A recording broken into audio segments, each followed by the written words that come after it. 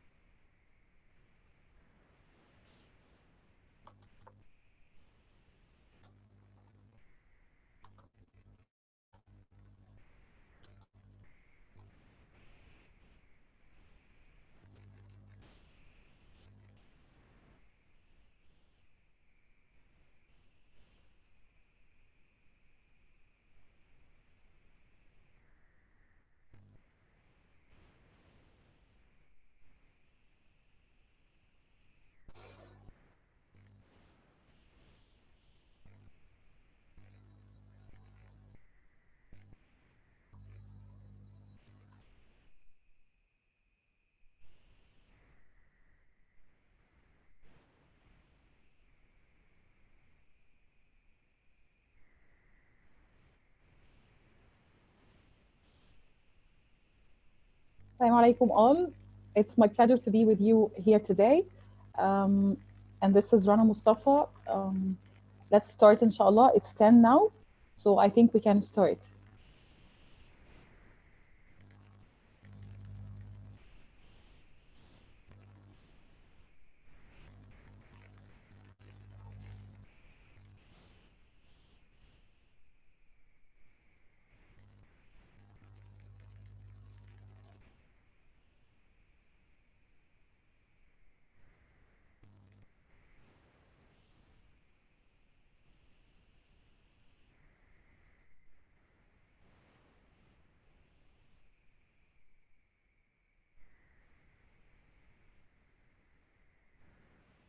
Okay, guys. Um, our topic today is applying Montessori method to teaching phonics to preschoolers. And this is Rana Mustafa. It's my ultimate pleasure to be with you today as being one of the iTTi Egypt teacher trainers. And let's start. So our topic today, as you can see the slide in front of you all, it's dependent on three main ideas. The first idea is Montessori method because we can never apply it without knowing what Montessori method is. And then we need to understand what is teaching phonics. And then we'll talk about this very specific age group of preschoolers. So we'll cover the three main elements. However, before covering these three main elements, let's start an activity together. Okay? This activity depends on guessing. It's called Do You Know Me? Okay, I put for you five pieces of information about me, four numbers, and one picture. I want you please to guess how these four pieces of information refer to me or indicate something about me. I know it's a guessing game. Let's start guessing. Guys, it's a workshop. I expect an answer, either a chat option or you just unmute your mics and talk. So you have here 12, 2,200, 1, and a date, April 2019, and a picture. How these pictures refer to, how do these pictures refer to me?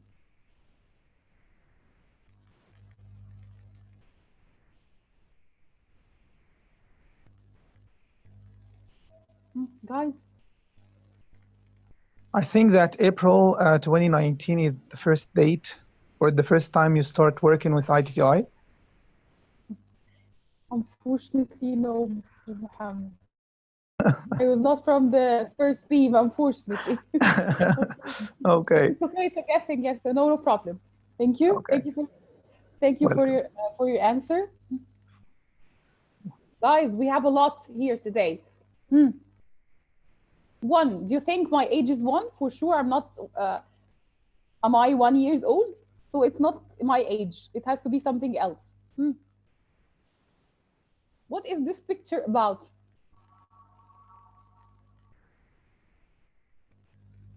Yes, okay, Mr. Rami, you raised your hand. Go ahead.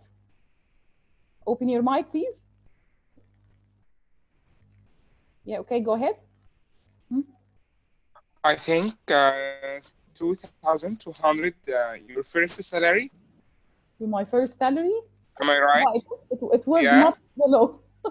It was much below when I started. I started very early. I mean, I started very early when money was not a lot, was not much. Thank you. No. Good. Okay. I didn't guess it was going to be difficult as such. Okay, let us see the others. Okay. Mr. Lutfi, yes, you raised your hand. Go ahead, mute your mic, unmute your mic, please. Yes, hello everybody. Ramadan Kareem. And I think the first thing, I think that the date of your birth is the first of, I think, the 1st of December. I don't think so. No, 1st of December. Where is December? What is the number you're referring to? 12? Yeah, what is 12? So, yes. December. I mean, yes, okay. So you mean 12 means what? Your voice is cutting, please. I'm sorry. Yeah, it's your date of birth, I think. It's December 1st. My date.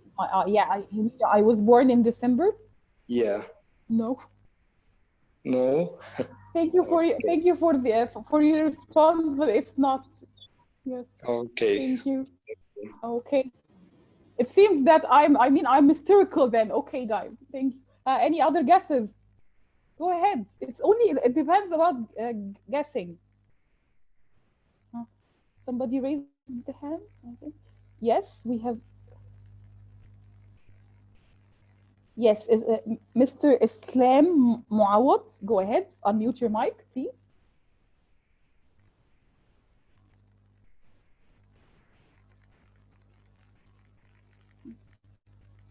You raised your hand, Mr. Islam. So if you want to answer, you can answer. Hello, I guess 2,200 is your first salary? I told them no, it was much below. Okay, so I don't know, but 12 maybe is the age of your daughter or son? Uh-huh. No, I'm not married, so I don't have a daughter or a son. It seems I'm very mystical, okay? Okay, and one maybe... Any other guesses? No, I don't. It's not my age for sure. It's not my age. Yeah, I'm gonna say sure. I'm gonna say that you have one child, but you said that you are not married, so thank you. Thank you for your answer, huh? So what about this picture? What is this picture about? I guess this is your favorite cartoon is Tom and Yes, Jerry. it's my favorite cartoonic character. So Jerry is my favorite cartoonic character. We have one right answer. Thank you. Thank you. Yes, so Jerry is my favorite cartoonic character. Yes. And I guess this date is the maybe the date that when you join ITI, I guess. iTTi for April 2019. Unfortunately, no. Okay. I joined later. I joined in July 2019. Okay. Okay. I have nothing to say. Thank you. Well, thank you. Thank you so much for your response. Thank you. Mr. Osama Ibrahim, or yeah, if I read it correctly, Mr. Osama, please, you raised your hand.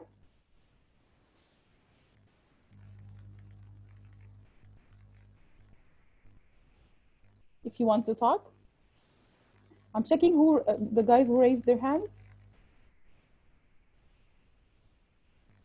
Yeah, Mr. Sabir, again, you raised your hand, so if you want to talk, you can.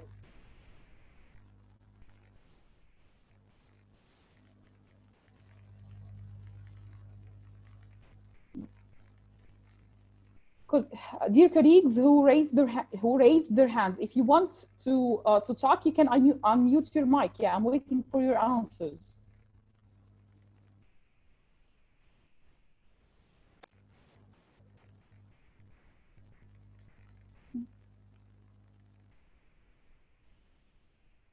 Hey guys, go ahead. Okay. Okay. About 12. Mm-hmm. Maybe it's your lucky number. It's my lucky number? No. Or maybe unfortunately, no. I didn't guess that I was going to be very mysterious as such. I don't know. I played this before, and I know many of my trainees try to get it. Huh? About my work, how can the number 12 relate to my work? It's your 12th year experience. Working yeah, experience. thank you so much. Thank you. Yes, I've been working for 12 years. Yeah, 12 years is, yeah. I've been graduated 12 years ago, and I've been working for 12 years and even more. Yeah, I've been actually working for more than 12 years. Thank you. So it's something right. Thank you. Thank you.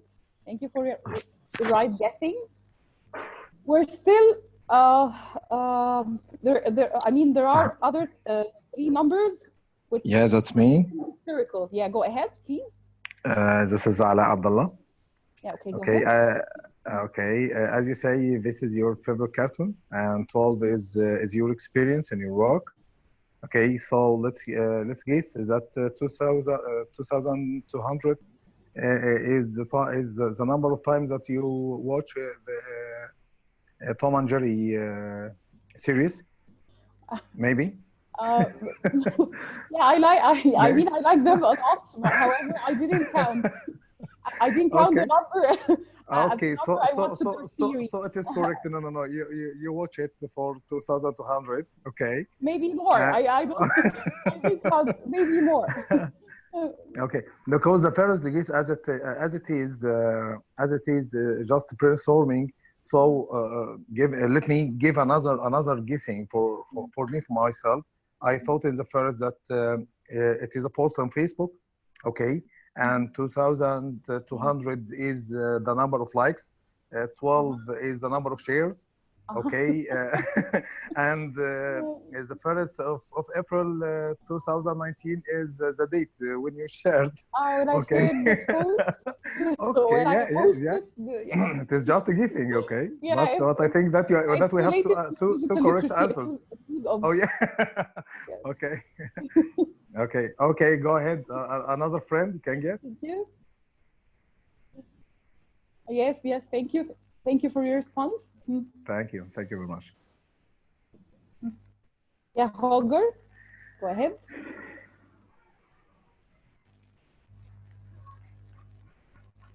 You guys, anybody who raised his or her hand, you're most welcome to answer. I'm just going through the pain, and I'm seeing the Amal. Yes, go ahead.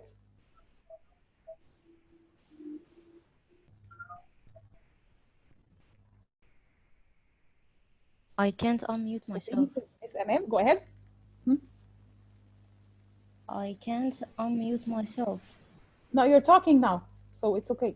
Okay, can you hear me now, Doctor? Yes, yeah, I can hear okay, you. this is Amal Yusuf from Asyut, and I'm so pleased to attend your lecture today. I was a member of iTTi first round of TESOL certificate. Okay, about happy Ramadan, Doctor. About my expectations, I thought first before they mentioned it that 12 is your years of experience, and 2200 is the number of your students that you taught before. No, I think more than this. Okay. More than 12 years, I think I had more. So for April 2019, I think it's your date that you have your doctorate or PhD. Yes, oh, thank you. Yes, is it right? Yes, it's right. So Okay, it's been a year, nothing. Yes, it's been a year since I had my professional PhD in modern learning strategies. Okay. So Congratulations, it's been a year now. And keep going, Doctor. I'm really so happy to hear you today. Thank you. Thank you, Amal. Your guessing was right. Thank you. Yes. Thank you, Doctor. We're left with one mystical piece of information about me.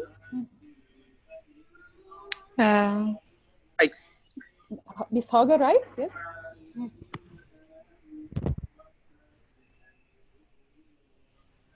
Ramadan Kareem to Dr. Rana.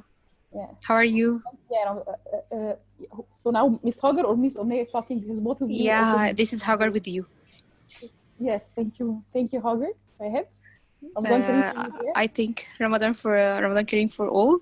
I think number 1 is your favorite number. My favorite number? Or your favorite number, unfortunately. Okay. But it's a kind of guess. Maybe me myself, I'm still thinking about that. And I think April to 2019, something special happened to you, or an event. It was, as Ms. Amal said. Yes, it's the time. It's the date on which I had my professional PhD. Yeah. Okay. So it's only a year since it's only a year since I held my PhD. It was it was an event. Yes. Yeah, it was. Can I give one more? Number 1. Can I guess one more? I guessed one correctly. Okay, guys, let's talk. Challenging for you, and you all want to say thank you, Ms. Hagar. Now, who was talking? Right, who was talking, please? Somebody said I want to. Yeah, Mr. Islam, you raised your hand. Go ahead. I called your name before.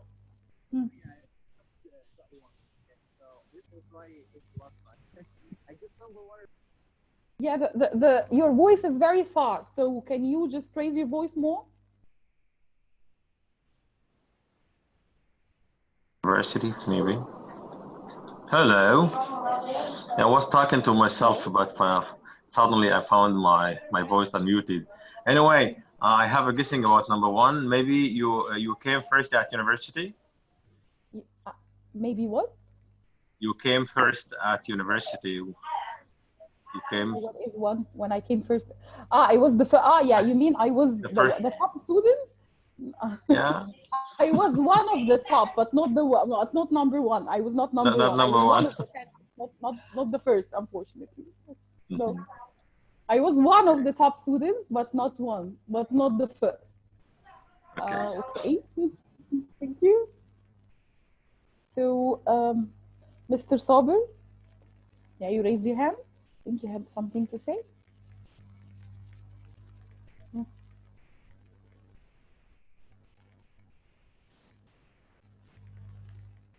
I guess you are the first son of your to your parents. You are the first. Yeah, I first son.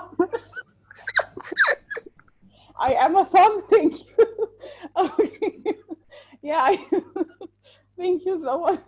Yes, I am the first. Yes, I am the first. I mean, the first daughter for my family. However, this is not. Yeah, it is right, but this was not the number I want you to refer to. It's something related to my family. Yes, it's right. It's something related to my family. The one. Yeah, I'm the first. I can consider this right. Yes, and okay, let me see. Related to what you said. And I have only one sister. I don't have any brothers. So one is referring to the number of sisters I have. I have only one sister, and she's also an English teacher, and she has a master's in linguistics. I mean, we're together in the same career. She will pursue her PhD, inshallah, soon. Thank you so much for that. Thank you for that. I didn't guess that it was going to be a bit mystical, but I'm happy that it was a kind of refresher for us after breaking our fast and eating and praying. So we needed to have this quick refresher. So guys, can you, as teachers, you know, this activity is considered under which type is this activity considered?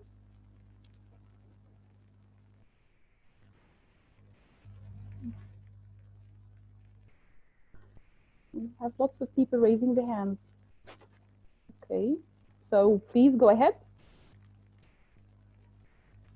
I mean, guys, because those who raised their hands and answered, please lower your hands so that I know who is the new for raising the hands. See, now I can't see.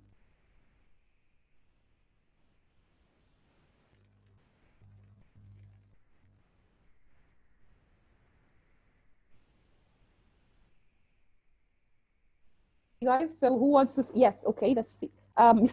Yes, Mr. Ahmed Heba is, yeah, okay, my students are always saying correctly. Emmy is saying icebreaker. Minna, Mickey, icebreaker. Isra, Saeed, yes, my students. My own students are still attending.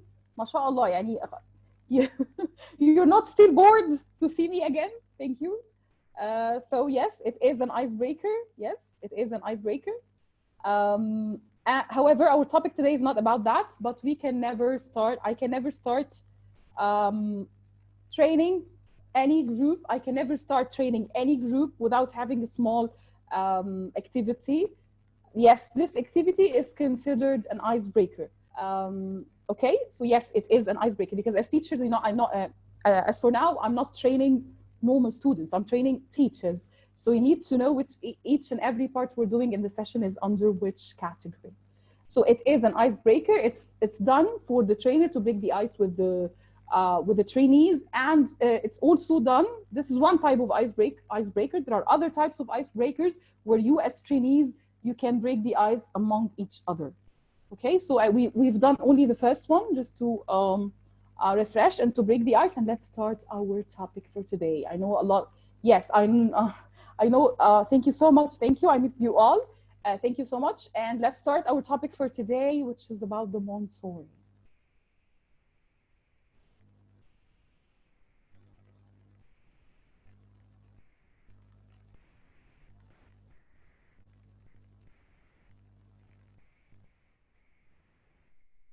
Okay, guys, so let's start. It's talking I'm sorry.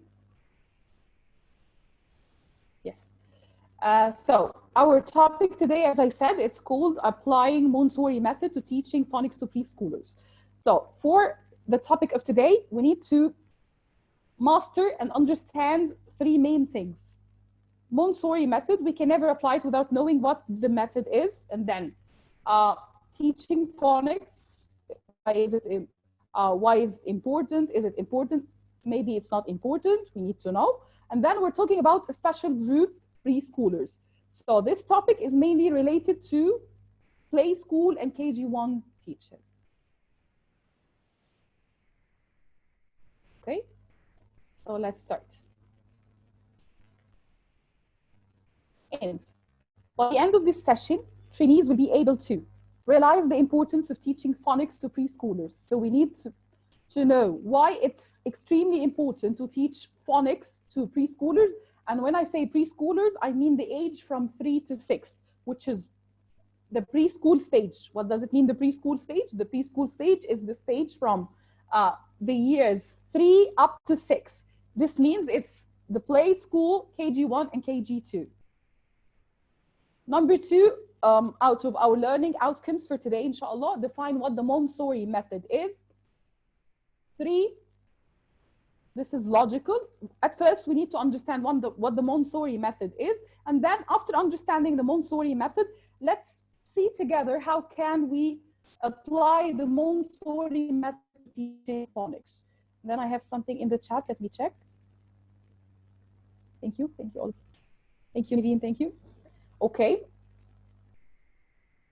And then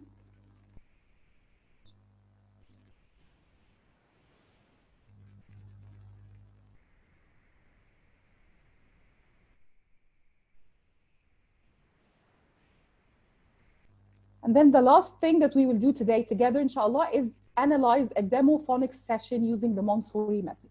Because always in my classes, workshops, training courses, in anything in any training I do or give, in any training I do or give, or even for any teacher trainer giving any training ever, the training should not be theoretical. By the end of this workshop or anything, or any lecture or workshop or anything that you do with your students, they need to come up with something real at the end of the workshop or the course, or at the end of the workshop or the webinar or whatever. So this is the practical part, inshallah, that we will not leave for today, as long as we will do it together, so that you can understand. Because what is the point of just talking theoretically about Montessori and the importance of teaching phonics to preschoolers? And then, thank you, Rana, you've done a lot for us, telling us that Montessori is good. And then what's after that, guys? You're not normal human beings. You're teachers, and teachers are always abnormal. So you don't need, I'm not here with you just chit-chatting together. After chit-chatting, we need to have some kind of tools that we will apply in our classes, inshallah. So just forgive me at the beginning, because the first part will be a bit theoretical, but I promise you that I will go as quick as I can, and we will focus on key words and key issues. I don't like theories, so we won't talk a lot, inshallah. About theories, we will focus more onto how to apply this. So why it is important to teach phonics to preschoolers? What do you think, guys? Why is it important to teach phonics to preschoolers? If you remember, like 20 or years ago, or maybe 30 years ago, we used to cover the ABC. So why is it important nowadays to teach phonics to preschoolers? Can answer? If you want, you can either raise your hands. You can either unmute your mics or write in the chat option.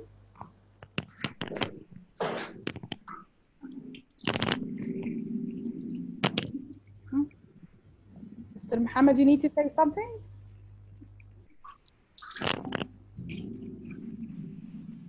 Guys, this is a training webinar. Wissam, yes, Miss Wissam, you raise your hand, go ahead.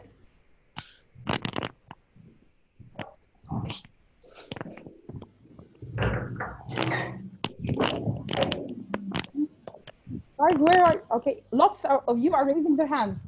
Then, okay, after raising your hands, where's the answer? Dr. Rana, how are you? Gamal, you raised, go ahead, Mr. Mohammed. I think that there is an option you have to do because they raise their hands, but they cannot unmute themselves, you know? I didn't unmute any of them before, so they were the ones who, I'm not the moderator of the session, even, not the host. Okay, so who wanna talk now? We have here Miss Hagar.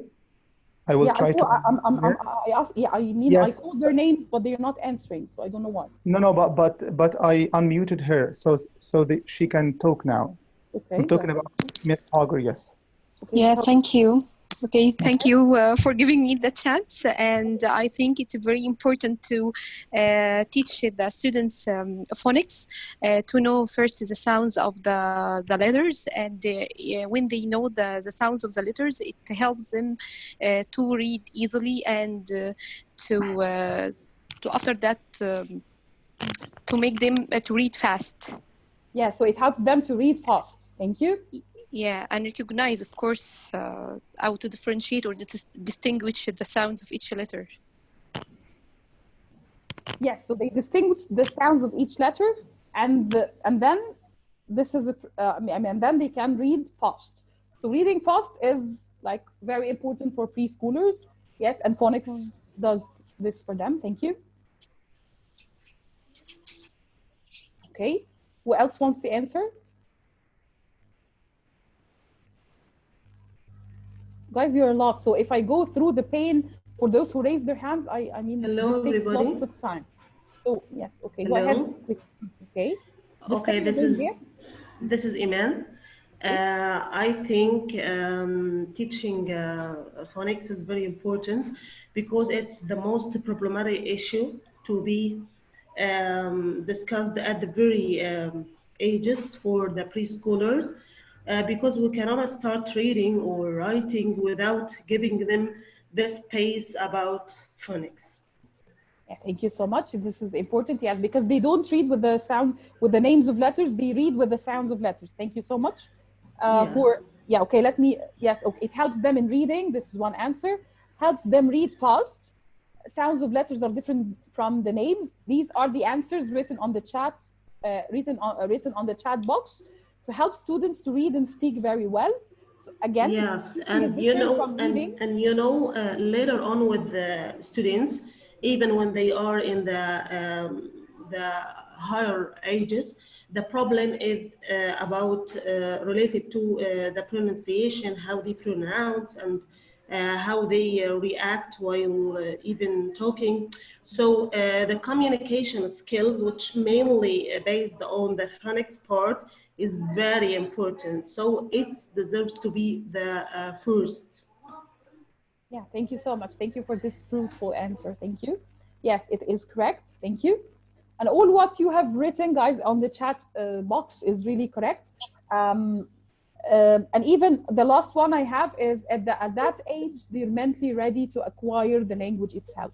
So we'll talk in detail about this idea, saying that they're mentally at this age ready to learn the language. We'll look at this idea about this specific age, whether this age is ready for phonics or not. Yes, this age is typically ready for phonics. This is what we call our windows of opportunity. So it's a very unique age. Okay. Can we say before learning the language, they should start with phonics in the beginning so that they can catch the correct pronunciation? Otherwise, maybe it's difficult to correct the pronunciation or phonics, okay, later on when they learn the language in the wrong way, okay, with the wrong pronunciation. Okay, thank you for that. However, as for modern methods of teaching, we always go for what we call the integrated approach. So we don't focus on one element of the language and leave others. We always use the whole system, the language together.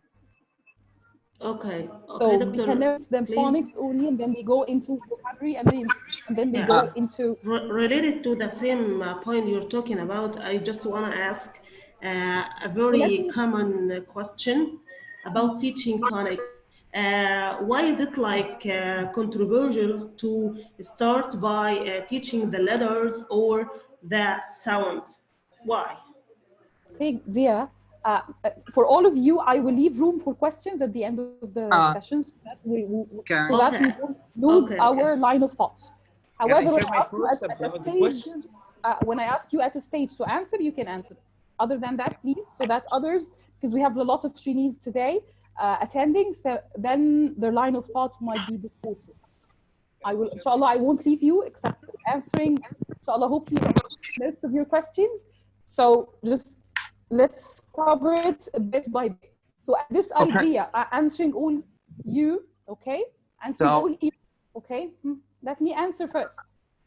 For the last answer that you gave, which was one of our trainees gave an answer saying that it's the first step before learning the language. So my answer is, according to modern learning strategies, no. We introduce the whole language for children together. So we don't focus on phonics and leave vocabulary. We don't focus on phonics and leave writing. We don't focus on phonics and leave speaking. We integrate the four skills of the language and the four skills of the language: vocabulary, grammar, pronunciation, which is phonics, and a bit of culture. All that we're doing the 8 elements of any language together. I think, however, related to their age. Go ahead. So guys, sorry. No, please don't answer together, please. Okay, I'm sorry, I'm just talking. So they came together. It's not a problematic issue. We teach children the phonics as sounds, and at the same time as letter sounds for writing and for reading. So no problem with that issue. We'll look at that in a point. We'll look at that. Just wait, please. Okay. Thank you, Doctor. Referring to your point, Doctor, I think it's important to teach them phonics or any skill during this period because it's related to language acquisition.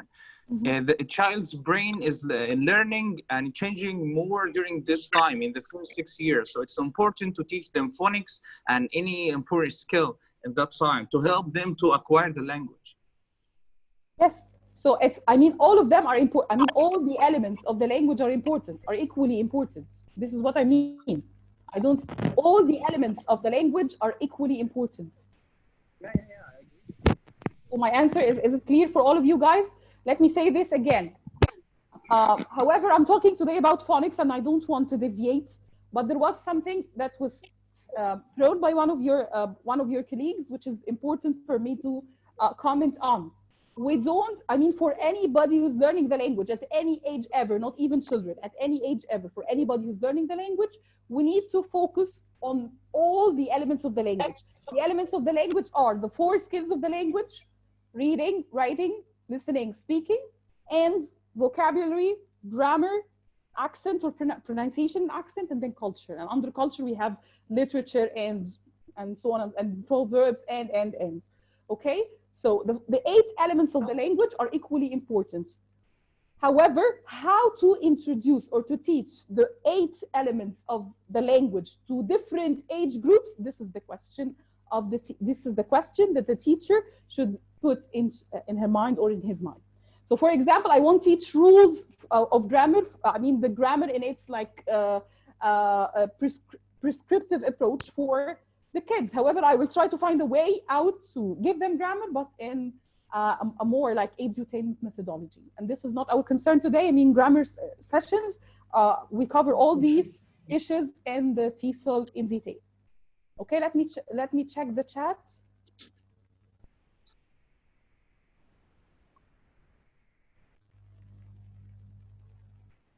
Okay.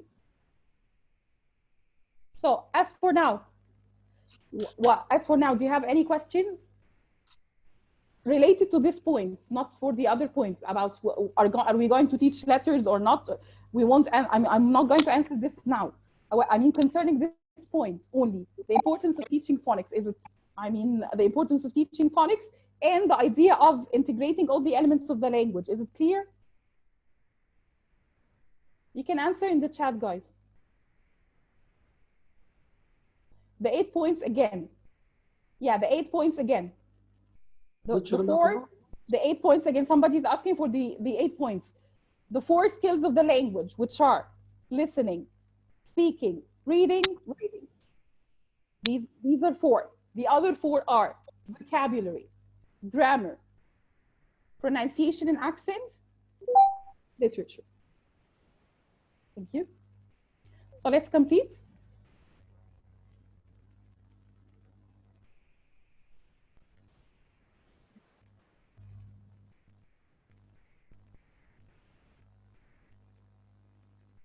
So, as some of you said, why is it important to teach phonics to preschoolers? Because it's the first step to reading.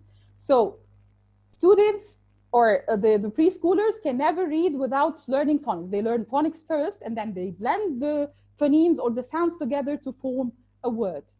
So they are fast readers depending on phonics. It encourages confident readers.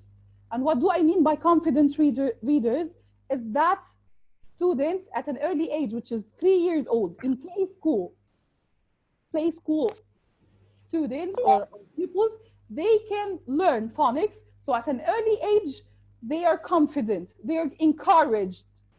They don't have any worries to read. So they can read easily. They are confident at a very early age. So we won't find students at junior 1 or junior 2 or junior 3 and they're able to read and they're like, they feel inconfident because they are unable to read in front of their peers. However, phonics helps them not to have this idea or this worry. Why? Because they start learning phonics at a very early age. And this was not the way that most of us learned the English language at schools. So for those who have, for those who were in governmental school, experimental schools, and some language schools, I mean, the idea of phonics was not that much like common in our, at our days when we were in kindergarten than nowadays. Nowadays, nowadays, if you look at any preschool, or a kindergarten, that you will find a separate book and a separate bunch of activities for the phonics. So they have the student book, the workbook, and the phonics book. So this means that preschool teachers give care to phonics as much as they give care to the other elements of the language that a child should learn. And the third thing is very nice, which is it decodes the reading mystery. The phonics decodes the reading mystery. So for a child to give him a story, and the story is composed of lines. So for him, this line is like, it's like a code, and he needs to decode this code. So how will he or she decode this code by phonics?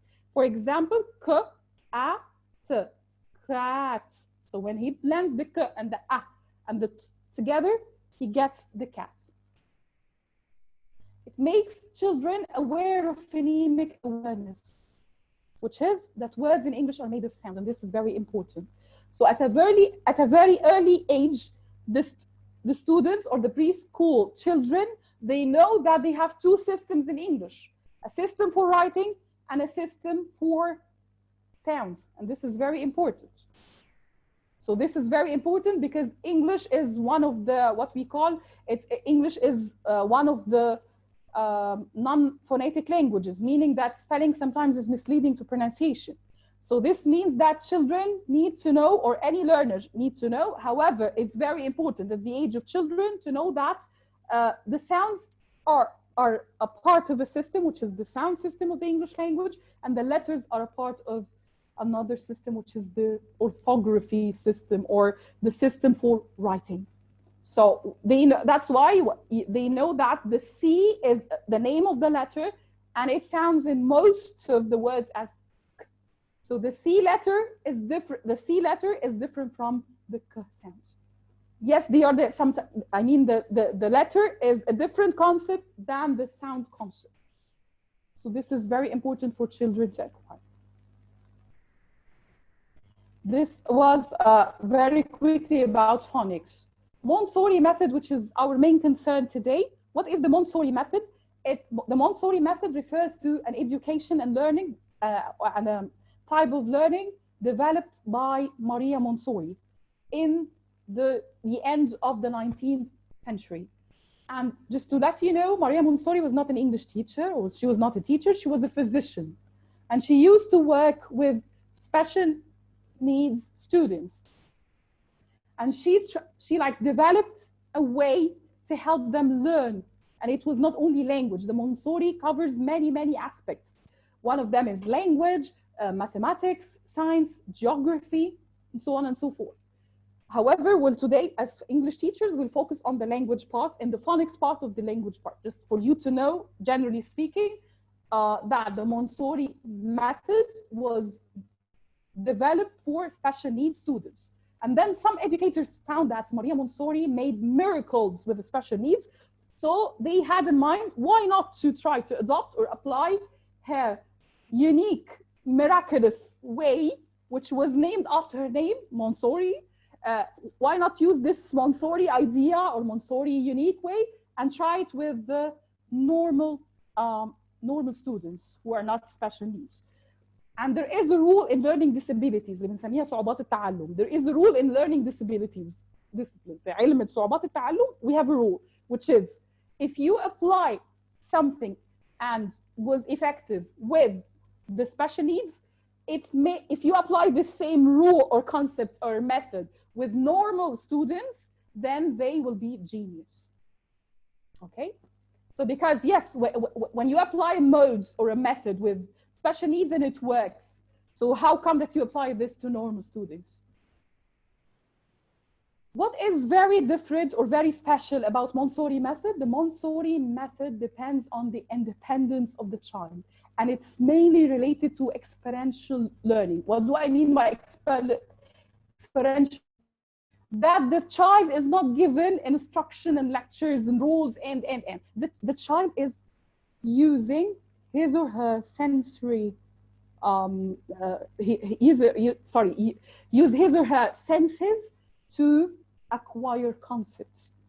So the Montessori depends on this sensorial activities, on the child being independent and being independent and able to discover things around him, experience things and concepts around him with the help of either a teacher or a mother, a parent or an educator. So a parent is a mother maybe or a father, an educator which is like a teacher. So under the with the help of a parent or an educator, the child experiences things around him. He or she acquires through using his senses, and we'll cover this idea, which is not only, he uses his senses, and in particular, this is a golden rule in Montessori you need to memorize, which is what goes through the hand goes to the mind. So what is the main principle that the Montessori method is based on? What goes through your hand goes to your mind. So this means that as a teacher, what should I depend on, or what should I prioritize? That my child needs to use his hands, or that the concept should be given to the hands of the child to discover and to sense and then this concept which goes through the hand can easily go to the mind. So this is the main principle of Montessori. Let me see the chat because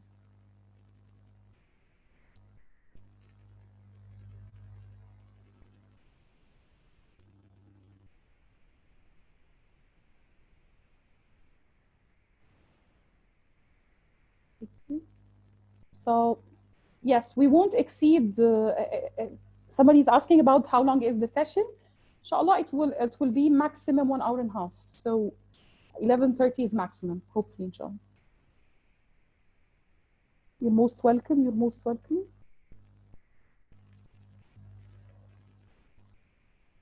Okay. Mr. Islam is asking, is it based on one-to-one teaching? I'll cover this point later. Yes, I will. This point is very important, but by the end of the session, I will answer this. Okay. So up till now, do you have any other questions? Because you know, guys, I want to like explain and simplify the thing for you, and at the same time, I need to catch the chat, so I just feel distracted a bit. So I don't want you at all to feel neglected. However, I need to concentrate on some like 2 or 3 slides and then go back to your. Okay. So do you have any questions now concerning what I said? Do you have any questions? Yes, Mr. Islam again is asking another question. It's most preferable to the kinesthetic learners. Not only the kinesthetic, the visuals, again, the visuals can benefit from the Montessori, and even the audio learners can benefit. Why? Because when it comes to language, the child can never discover with his hand. For example, he will touch the cat, the real cat, or even a sample of the toy cat, and then he won't say the words. So whenever he says something, this is audio. What we say, yes, we will say that the hand is very crucial in the Montessori. The hand is very crucial. However, you use other senses besides the touching sense. Yes, the touching sense is 100% important. However, when you use the touch sense, for example, I touch a cat, I have to see it. So it's again, the visual learner is interested. And I'm saying cat, so I'm using the words or the lexical term cat, which is denoting to this toy cat or this real cat. So I'm using all my senses together. So that's why this method is good for all types of learners. It's good for all types of learners. However, the main crucial thing for Montessori, not for the learners, the Montessori said that they have to touch, to use their hands first, but not neglecting the visual and the audio senses. Hopefully I answered your question. Thank you. You're most welcome for what you're saying, and that's complete. I mean, you'll find it more interesting, inshallah, when we go into the English part after we end the theory.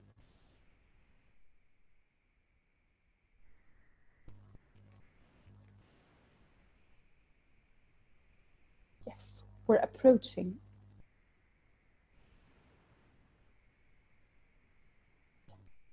As I told you, the Montessori method is effective for different disciplines and different sciences. So the Montessori method is applied in science, geography, mathematics, science, geography, mathematics, Arabic language, and all the languages. So it's not only the language. However, as for English teachers, we need to focus on how to, because if we try to cover how to use or apply Montessori in like most of the sciences that are important for the child, this needs like diplomas and masters. It doesn't only need a one webinar. This can never happen. So we need to focus only on one thing, which is the language, and this is the interest. This is our interest and our job. So the language aspect in the Montessori method, and here I will answer one of your questions, which was talking about the age, the idea of the age. Let's see here, the language aspect in the Montessori method. The first aspect to be known for teachers is language is not taught but absorbed by the child. Meaning, it's like an alarm for you as a mother or a teacher. Take care, take care, take care. Don't try to use the grammar translation method a lot with the child. What is the grammar translation? For example, I say present simple هو المضارع البسيط. The present simple بيجي إن I, he, I, we, you, they بياخدوا الverb من غير حاجة فاضي الverb in the base form. لكن he, she, it بتاخد الverb زائد s. تمام؟ ده إيه ده؟ أنا كده عاملة instruction للchild ومستخدمة المother tongue أو mother tongue بتاعت الchild اللي هي العامية which is the colloquial Arabic. And I'm like instructing and lecturing the child. The Montessori method is not dependent on that. That's why when I tried, when I first researched the Montessori, I find it very related to the creative approach that that the whole words or the whole, I would say the whole world now is adopting in the English language teaching career. That's why the communicative way of teaching is not now given the term method. ما بقاش اسمه طريقة الكوميونيكاتيف approach. بيقولوا عليه المدخل التواصلي للغة، أو بطلوا يستخدموا كلمة method بيقولوا عليه approach because it's very big. And the Montessori can be like under this umbrella of communicative approach. فده كان حاجة لطيفة جدا when I started doing my research on the Montessori method, that yes, it functions well with our ways of teaching. Yes. So for example, if I say, we don't need to depend on instructions and giving rules in a very like direct way for the child or even any learner. Yeah, this is very accepted for us as teachers. We cover the grammar we teach the grammar inductively, indirectly, through stories, through videos, through audios, and then we try to help the learner to like, we elicit the rule from the learner. We don't throw the rule at the learner. We elicit the rule from the learner. So this means that the Montessori method, thank you so much for you, Montessori method. This is totally what we are into nowadays. Not nowadays, in the 80s. So this is, thank you, this is something very good for us. So this means that the child has to absorb. The child has to absorb. دي عندنا في الطرائق دي اسمها ايه؟ الinductive approach. اللي بيقولوا عليه الطريقة الاستقرائية أو الاستنباطية. Again, the inductive approach is the way where the teacher is not throwing the rule at the student. The teacher gives the student some download or something like a story, a video, an audio, something to read maybe, and then ask some kind of leading questions to help the learner elicit the rule from the learner. So this is typically, I mean, for this idea, the Montessori works very well with us as English teachers. So the child needs to absorb.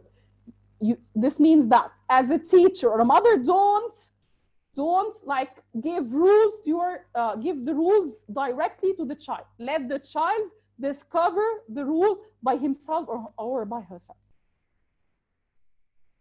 Then the coming question, one of the answers I had, that this age is very good. Let's see.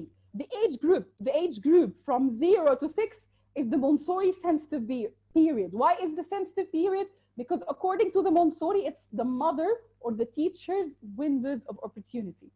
It's a very miraculous time for, again, it's another alarm, again, alarm for the teacher or the mother. The age from 0 to 6, it's very good for the child. It's very good for the child to acquire the language, either acquire the first language or try to like learn another language. And there is a kind of controversy among at which age should the child learn a second language, and I don't want to go into these controversies today. Yeah, I think that Dr. Mahmoud has covered this a lot the last webinar concerning the second language acquisition. So I'm sure that if you attended the first webinar, you will have quite a thorough answer for that. Okay. Number 3 is child language development should be related to concrete hands-on sensorial experience. This is, again, it's a repetition. What goes through the hand goes to the mind. So if I want my child to develop his or her own language, he or she has to learn through concrete hands-on sensorial experiences. And what does this mean? We need to depend on either on realia, which means realistic objects or toy objects, and then the pictures. So we won't give our children pictures at the very beginning, because as for the picture, this is not reality. The picture is not 100% reality. If I want to touch a cat, the cat in the picture is not like the cat in reality. So, for example, I start first by the realia. For example, the realia like that you can offer your child the real vegetables and fruits. He or she can touch the orange and say orange. He or she can touch the tomato or the tomato for the British accent, and he can touch it and he can say the words. If I'm not able to find the dog, I can give him a toy object for the dog better than the picture. Why? Because the picture is not giving me the whole dimensions of the dog, which is not the same as for the toy. يبقى المونسوري كده ليها priorities. ايه الفيرست priority؟ realia. What is after realia? If I don't يعني if I want to teach my child an object or a new concept or a new word first, which is 100% very good, I offer him the realistic object. What if I can't offer him an elephant? I want to tell him elephant, and the elephant is not available. So I will try to get a toy object for an elephant. And then at the last thing is the picture. So what is the priority again? Real objects, number one. If I can get a real object, well and good. Perfect. If not, I get a toy object or a sample. If not, I get a picture. And this is very, very important. During the age range from 2.5 to 4.5, the child is highly interested in learning letter sounds. So I can start teach the child the sounds of the letters at this age, 2.5 to 4.5. Because it's easy for him to know the sounds. The idea of sound is easy for him. Because, for example, a 1-year-old child is not even able to talk properly. So from 2.5 up to 4.5, this is a very good time for the child to learn the letter sounds. Now, you know, these four statements are key elements for the language aspect in the Montessori method. And more or less, they are not, they are not contradicting the communicative approach. We can still do that under the communicative approach umbrella. Now we'll try. Before this slide, do you have any questions? احنا كده most probably we've ended the theory. We'll start the second part of the session, which is how to apply this to a real lesson or demo. Up till now, do you have any questions? Let me see the chat.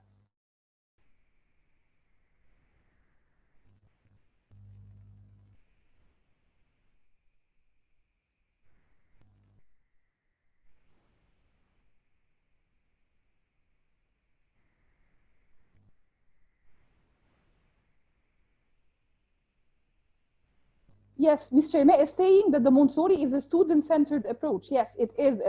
The Montessori method, yes, it is a learner-centered approach or a student-centered approach. Ms. Reham is asking, can we apply Montessori with babies? Yes. Montessori, if you want to cover, if you want to learn about Montessori, they're dividing the Montessori to different ages, from 0 to 3, from 3 to 6, from 6 to 9. So for each age group, you can find how to apply the Montessori. You'll find useful researches online and YouTube videos for how mummies start applying the Montessori with their babies. But I didn't talk about that because as teachers, we don't teach babies. The first age that we teach is 3 years old. That's why I started with the preschoolers. However, yes, it's done with the babies, yes. And for Montessori, you don't apply only on the language aspect. I told you, you apply the Montessori on different disciplines for the child: geography, mathematics, language, science. So you can start, yes.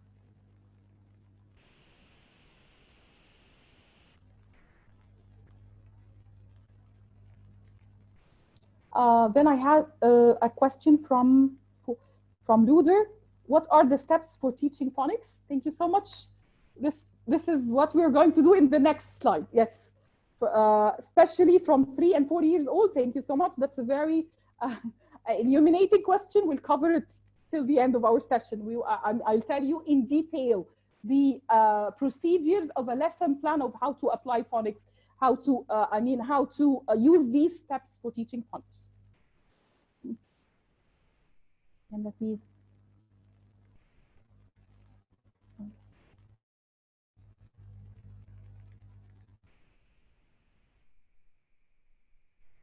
Mr. Rami is asking a very good question. How can we elicit the rule from a 3-year beginner learner? Again, this question is a very broad question. We answer this question in a whole course called TEFL for kindergarten. Yeah, I'm teaching English as a foreign language for the kindergarten stage or for the preschool stage. However, let me tell you, for a 3-year-old child, for sure, I'm not going to cover for him the past simple, or I won't cover past simple.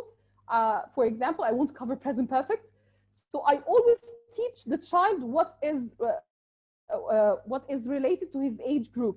You can search something called the benchmarks of EFL, of English as a foreign language, for this special age.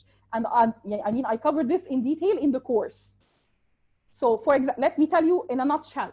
For example, as for a 3-year-old child, a 3-year-old child is mainly concerned with some vocabulary, phonics, the sounds of letters, and as for grammar or the language functions for children at this age, we don't call it grammar. We call it language functions, how to use the language at this age.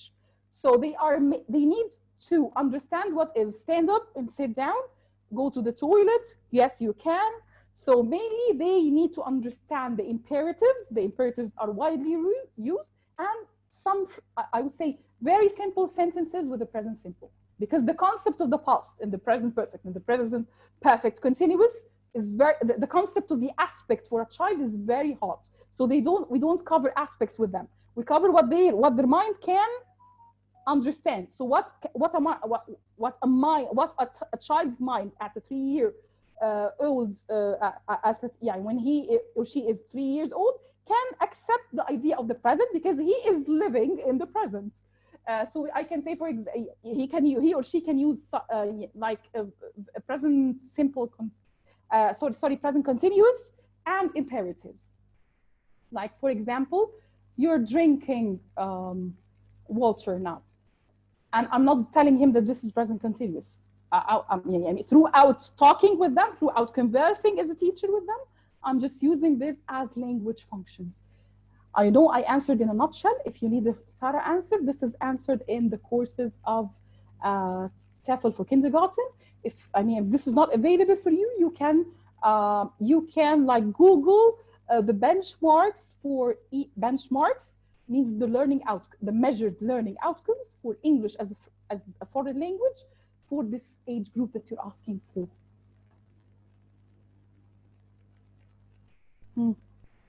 It was Rami's question and Asmahan Ahmed, so I answered both of you.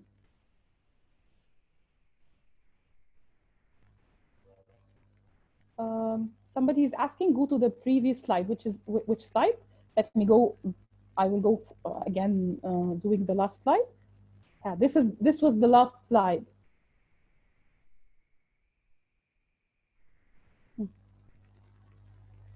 The last slide. The language is not taught but absorbed. The age of 0 to 6 is the windows of opportunity age.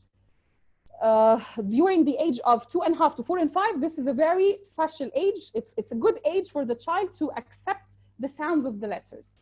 The child, for a child to develop a language, he or she needs to relate the language concepts with concrete hands-on sensorial experiences.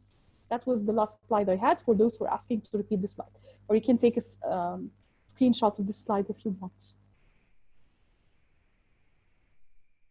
The one after? Yes. This is the question, I think, of Mr. Luder. How to apply the Montessori method to teaching phonics. We talked about the language aspect in general. Now, the phonics is one of the aspects of the language. Let us very quickly recap what we've done. We've talked about phonics, and we've talked about Montessori. And then we'll try to find the link between the Montessori and phonics. We didn't make the link yet. However, we talked about Montessori in general, then the language concept under Montessori, and then we're going to cover the phonics under the language under Montessori. Applying the Montessori method to teaching phonics. ازاي بقى? How can we relate the Montessori method that we've talked about it to the teaching phonics, to phonics as an element of the language? As for the Montessori method, we don't start with names of the letters. So I don't say C. I don't introduce the names of letters to the play school or to the play school age. I don't say C, I don't say A, I don't say B, I don't say Y. I start with phonetic sounds.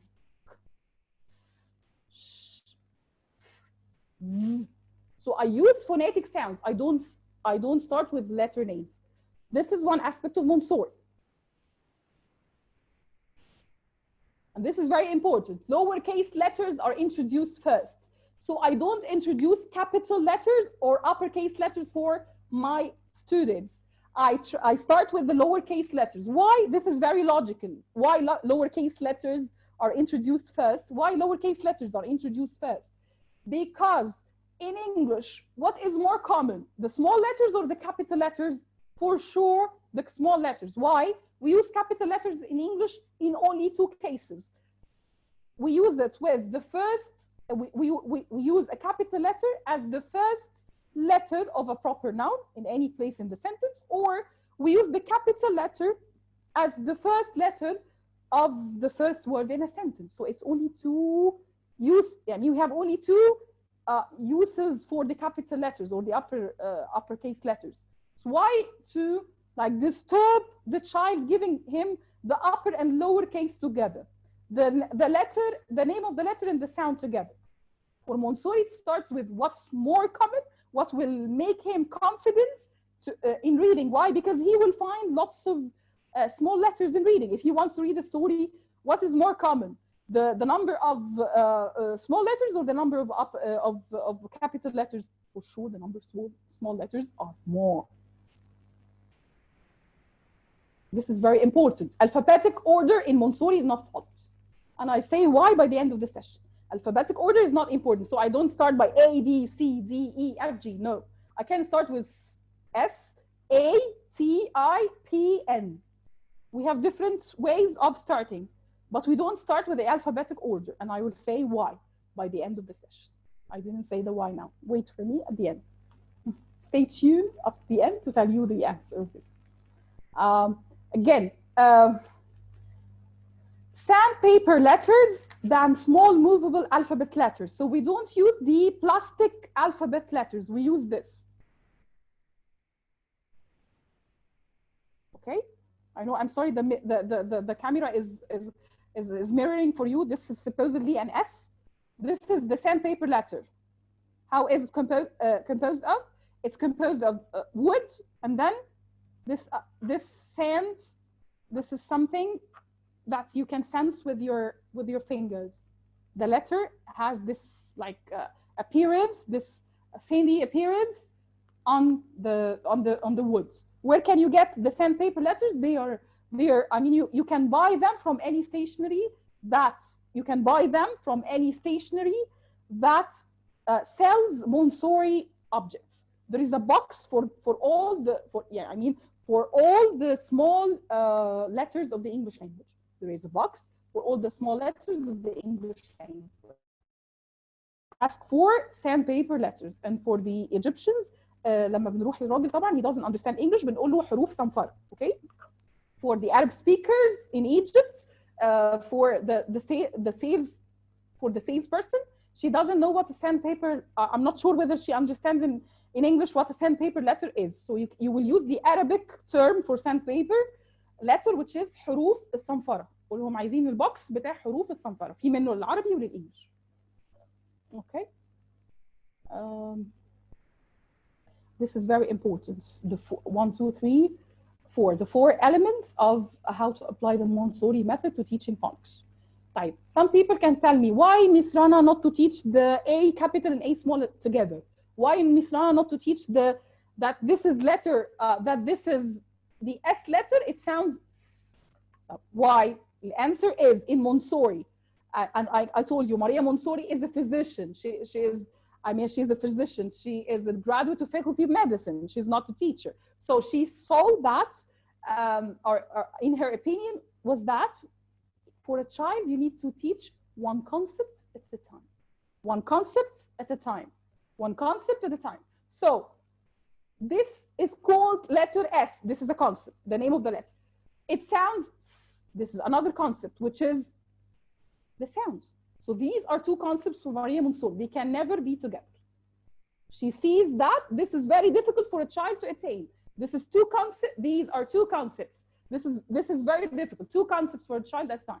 So what does she see? She has to prioritize. She prioritized the phonetic symbols or sounds more than the letters. Why? Because I don't read as C-A-T-I-R-U-N. I say I run. I don't say I don't read with the name of the letters.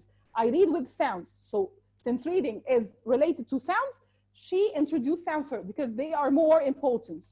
She introduced the lowercase letters first because they are more common. So that's the logical answers for this. And the sandpaper, why? Because I want the child to touch the letter. The plastic letter cannot be touched as the sand. For the sand, I will feel with my hands or my fingers, I will feel how does it, how is it composed? How is it designed? I can feel this with my fingers. So this is concrete sensorial experience. That's why she's using a sandpaper letter. And the alphabetic order, I will answer this by the end of the session. Now, this is very important. We'll start application. We'll start application for a play school, for a play school lesson. I will cover with you the procedures of one lesson in a Montessori, using the Montessori methods. In any Montessori lesson, we have 3 stages. A stage called naming, the first, and then recognition and association. The third stage is recall. It's the same as how we, as like teachers for adults, divide the class into before, the stage of before, and then during, and then after. Before the listening or the preparation, and then the before, the during, and the after. More or less the same. We'll see. So again, this is very important. What are the 3 stages the 3 stages of a Montessori lesson? Naming, recognition and association, recall. Let me see the chat.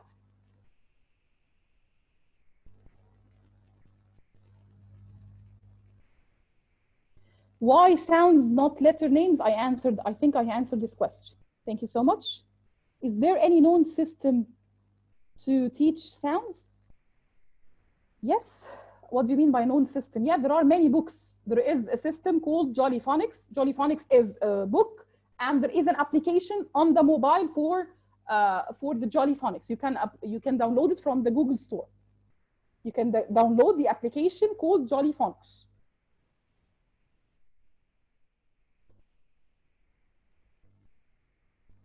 Yes. Someone is Mr. Mahmoud Roshdi is asking. Jolly Phonics is offering the sounds not in alphabetical order. That's why you can mix the Montessori with Jolly Phonics. Yani Jolly Phonics is a separate book. However, the way Jolly Phonics is designed, it's very easy for you to use the Montessori with the Jolly Phonics book. Yes. You mean the order? The Jolly Phonics has this idea of unfollowing the alphabetic order. It has its own order that I will cover in the end of the session. Ms. Fatma, I will answer you. About the order in the end of the session, hopefully, inshallah. Yes, they are very popular, Mr. Mahmoud. Okay. Thank you so much. I'm really encouraged by your comments. Thank you for this amazing, wonderful comments. This makes me, refreshed more because, unfortunately, I'm not an evening person. However, I just feel very encouraged by. I didn't guess that you will, mashallah, be encouraged to know a lot about this session, because I know this session is more typically related to KG1 and play school. So I know that not most teachers are teaching this stage. This stage is really difficult. But this stage is interesting. Now, are you ready, guys, to start an actual? Are you ready, guys, to start an actual session? I'm really sorry for the theoretical download. However, we should have done it. Because it's important for you to understand why. However, now this is the application.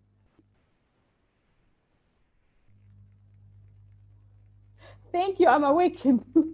Thank you. Your questions and your questions and your the way you share with me in the session makes me awaken. Thank you. Yes, someone. Yes, someone. Ms. Hagar was asking for this slide. Yes, if any of you wants to take a screenshot, this was the previous slide, and then yes, the 3 stages: naming, recognition, and association, recall. And let's start. For sure, you should have asked me what is naming, what is recall, and what is recognition and association. We cover this now. Naming. What do I do as a teacher in the naming period?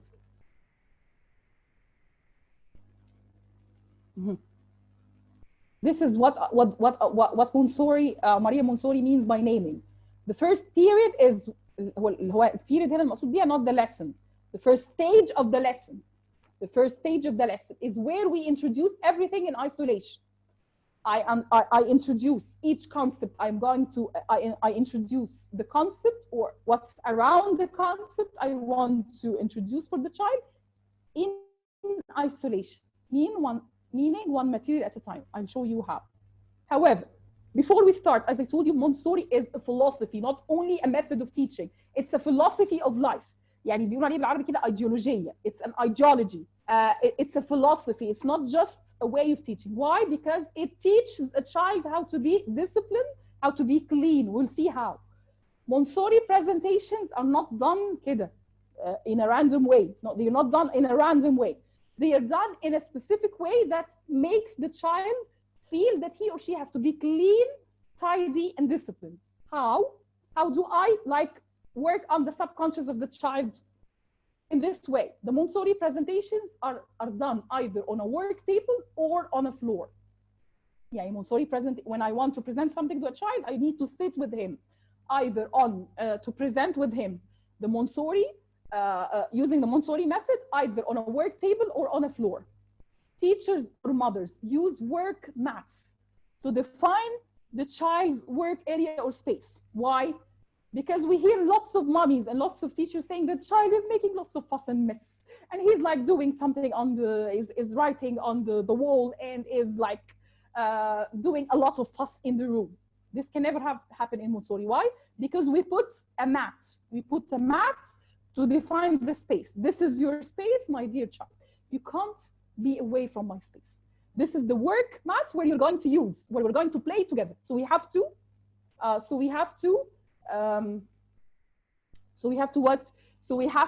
work on this area, on this space. The work mats have to be in light colors. So it's either in beige or white. Why? In order not to distract the child. So the work mats need not to have flowers or lots of drawings. No drawings on the mat. The mat has to be plain. For example, and having a very light color. Why? In order not to distract the child's attention. Usually the mats are either light gray, either light gray, beige, the creamy color, or white.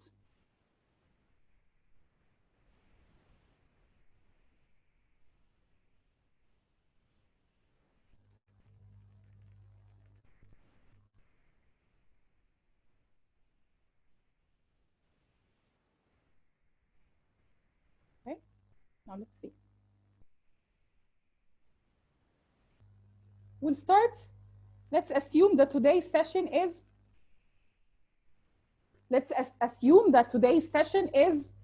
how to introduce the sound for your child. So for sure, I'm not going to say letter C. I told you about that. We won't tell our kids about the letters and the sounds at the same time. So I will teach him the sound of letter C, not the name of letter C, which is C. No. So I'll cover the sound. Why? One concept at a time.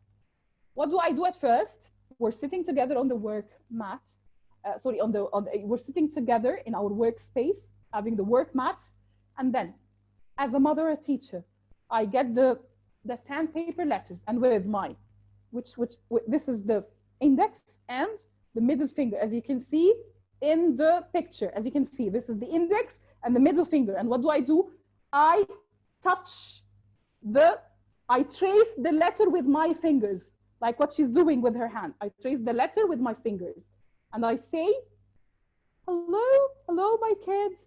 Let's see our new friend today. This is our new friend. Would you like to touch it? And then I invite him to trace the sandpaper letter, to feel it with his fingers. Which finger to use? The index and the middle finger.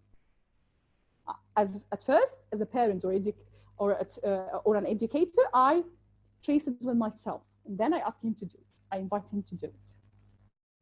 And then trace again the letter and say to the child, K is for cat. Would you like to touch the cat? And as you can see, this is not a picture of a cat. This is a toy cat. Why? Because we need to give him the dimensions of the cat. The picture is not enough to let the child be exposed to the real cat. If there is a real cat at home, it would be perfect. If not, I'll get a toy cat. Okay? And then I say, cat. Pass the model cat to the child and ask him to repeat what you have done. To say what I'm saying. Cat. And then I ask him to touch the model cat and say the same. It's for cat. Similarly, trace the letter again and say to the child, it's for cap. And as you can see, the cap is easy to get. The cap is easy to get. One of his, I can get it from one of his clothes or her clothes, and then I get a cap and ask the child to touch it, to touch it and to wear it and say, it's for cap. And then I can get a crayon and say, K is for crayon. And as you can see, I didn't say K is for calendar. However, calendar is a word that starts with the K sound. Why didn't I use the calendar? Because I try to teach him vocabulary that he or she uses and understands. The concept of a calendar is difficult for a child to understand. It's very difficult for a 3-year-old child to understand what a calendar is. However, it's very easy to know what a crayon is because he's using it. He knows it, it's at home.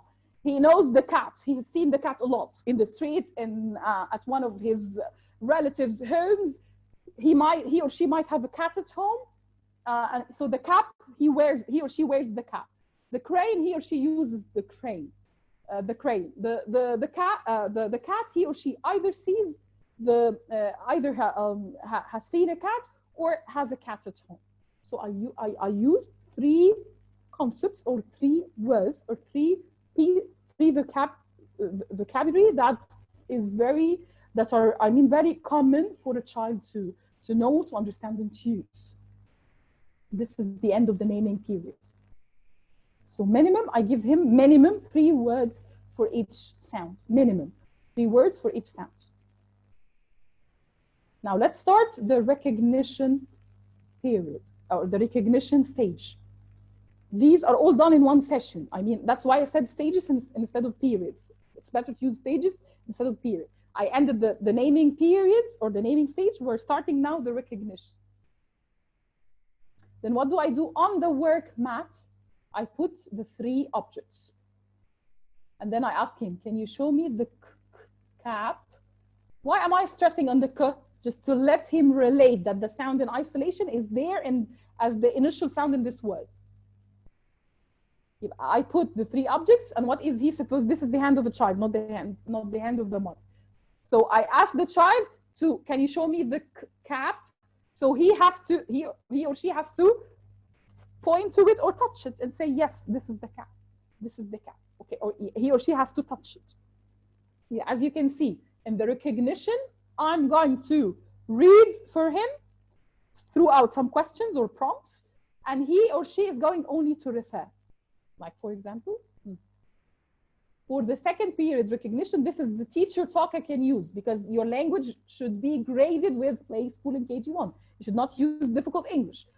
You're not going to use the mother tongue. However, you are going to use very simple English. So very simple English for recognition, this is covered under what we call teacher talk, or the classroom language. So I can use one of the prompts like this. Can you show me the cat? Point to the cat, please. Get the k and give it to me. Get the k means the sandpaper letter. Get the k and give it back to me. Can you put the crayon on the table? So all these prompts of the recognition are done as false. The mother or the teacher pronounces the words for the child, and he or she has only to recognize that this is the cat and not a cat, that this is a cat and not a crayon. So in this period, he or she is not supposed to talk as much as he's supposed to recognize. Then the last period, which is the recall. The third period, or the third stage, recall. Now it's time for the mommy or the teacher to assess her way of teaching, not only assess the child. Assess whether the child can verbalize, and put million lines under this. It's now the turn of the child to verbalize the words introduced, and also the letter sound that begins with the objects shown. So for example, and in period 3, for the third period, recall, I show each object in isolation, not like period 2. Period 2 on the work mat, I showed him the 3 objects together, and he has to point, to choose among them. In this period, I will show him each object or the letter alone. Can you tell me what this is? The child says crayon, and then the mother gives this idea of encouragement, says good, excellent, mashallah, so on and so forth. Okay, so this is how the recall happens. How the recall happens, I get only on the mat 1 object, and then I ask him, can you tell me what this is? I get the crayon, for example, and that on the mat, and ask him, now it's your time to say it. How will I say this as part of my teacher talk or mother's talk? Can you tell me what this is? Okay. In this period, the recall, there are 2 common games for Montessori. One of them is very, I mean, whenever you see a video on YouTube, I think you will find the game. This game is very common. The first one is, you get the sandpaper letter and you do this. Knock, knock, who is there? Knock, knock, who is there? Knock, knock, who is there? And then you flip the sandpaper letter, and the child has to say this. Whatever. طبعا هنا in our class it has to be the K, because we've only covered the K. And then Montessori sound basket, and this game is done if the child covered more than 1 sound. So I ask the child to do what? I give him a basket and I say, get me provide for me the object for the K. يبقى هو هيحط في الباسكت, he or she will put in the basket the K sandpaper letter, and the crayon, the cap, and the cat, the model cat. But for example, he wants get me this. Okay, you got it? So the Montessori sound basket is like a sound for it's like a basket for a letter, for a sound. I ask him, get me this is the basket for the K sound. Put everything related to the K sound in this basket. So these are 2 games to be done in the recall, or you can ask the very simple question, what can you tell me what this is? And better to use, you can use this question, or you can use one of these games or others. I'm just telling you that we can, for those who say, why did I get a game? Just to tell you that the Montessori is a philosophy. You can use the inductive approach with the Montessori. You can use the communicative approach with Montessori. You can use gamification with Montessori. Yes, you can. Yes, you can. So Montessori is not away from our methods and approaches of teaching English. No, it's not away.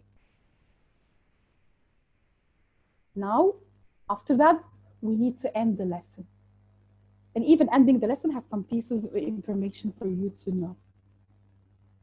Today, how do we end the lesson in any in any of our lessons? We do what after the recall, we do a recap. So we do today we've learned نراجع تاني بقى مع الchild. Today you've learned نجيب sandpaper letter. Today you've learned the K the k sound. The cat, this is a cat. This is a cat, and this is Korean. Or k, as in cat, k, as in cap, k, as in crane. Just to help him to relate the sound. طبعا in this age I can't tell him or her that the cat has an initial sound k. Initial sound and has an initial is very difficult for a child. How can I help him relate this concept of the initial sound? By when I pronounce k, as in cat, k, as in cat, k, as in crane. And I have to say something very important. In the naming, I used to elongate the k, say k, k, cat, but this is not the way he should read. It's okay to do this kind of exaggeration, at the beginning. Why?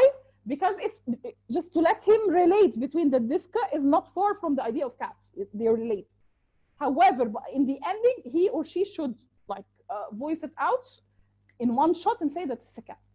How can I help him to say it in one shot?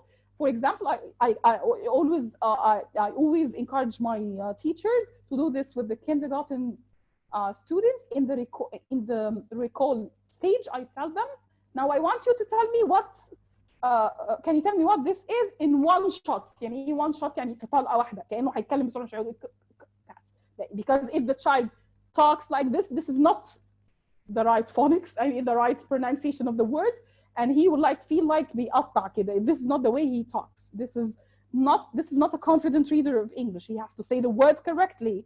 So by the end of the session, he or she has to voice it out correctly. How I can use one of the techniques, saying, for example, let's read it very quickly in one shot. He or she says the words in one shot. Now, this is the beautiful thing about Montessori, to help the child to be a human being, to be tidy, clean, and disciplined. As a mother, I tell him, I place this material on the shelf. What is the material? The work mats, the Montessori basket, and there are some Montessori objects that we use. So the child has to know that this is part of our work. This is not something to play with all the time. So this is part of our work. Mommy now is rolling the mat. For example, I will invite him to do this. Now, can you help me put the things away and put this on the shelf? And next, can you help me roll the mat?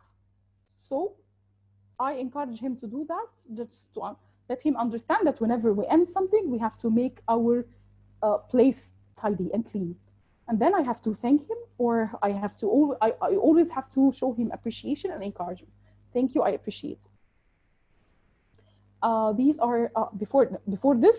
What if the child, when I ask him, for example, what if in this part, in the recall part, the child didn't answer or answered incorrectly? What shall I do?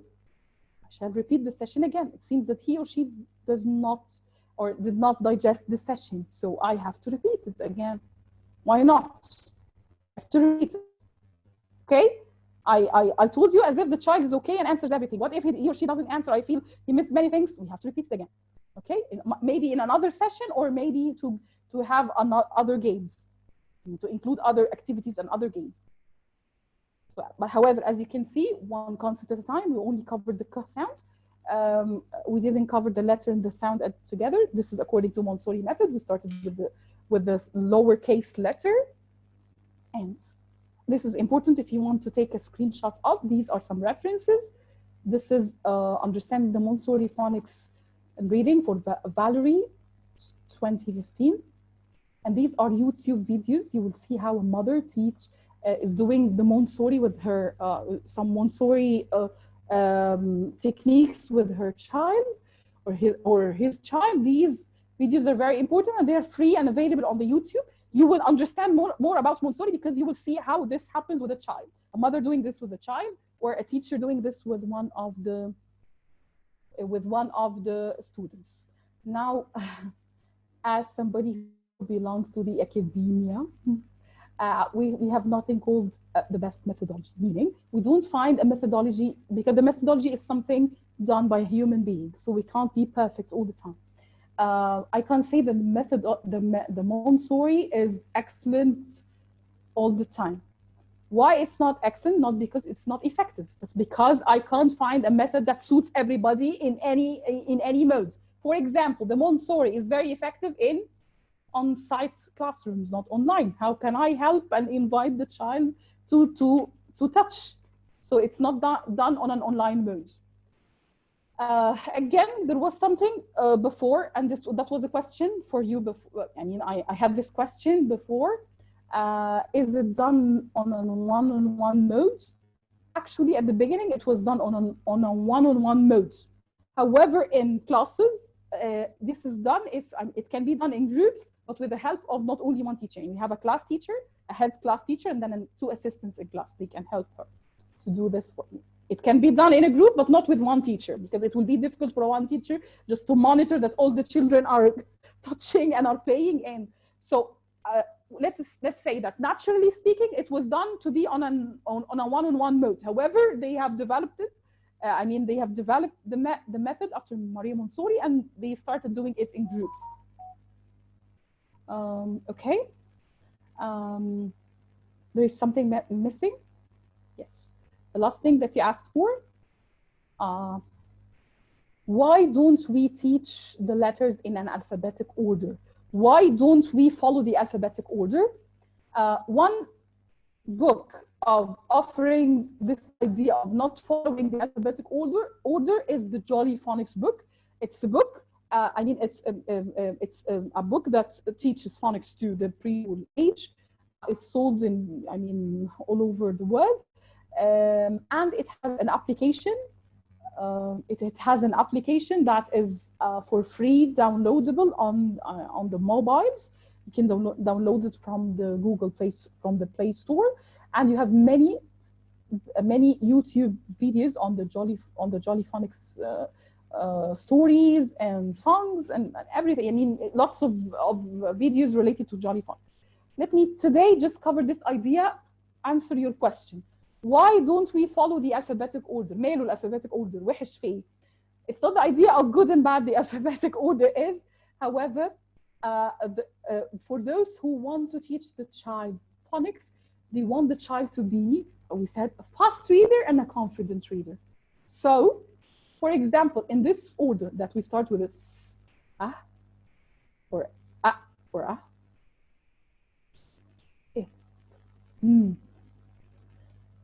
if the child cover, I mean, for example, the child will cover this at one session, the in the second session, in the third session. Now, starting from the third session, the child can form a word in the playing. This is the idea. How can he or she form a word playing? The teacher asks him to just play around with the sandpaper letters and put them together. So if you put this and t together, this will try to read what is, then you ask the child to blend.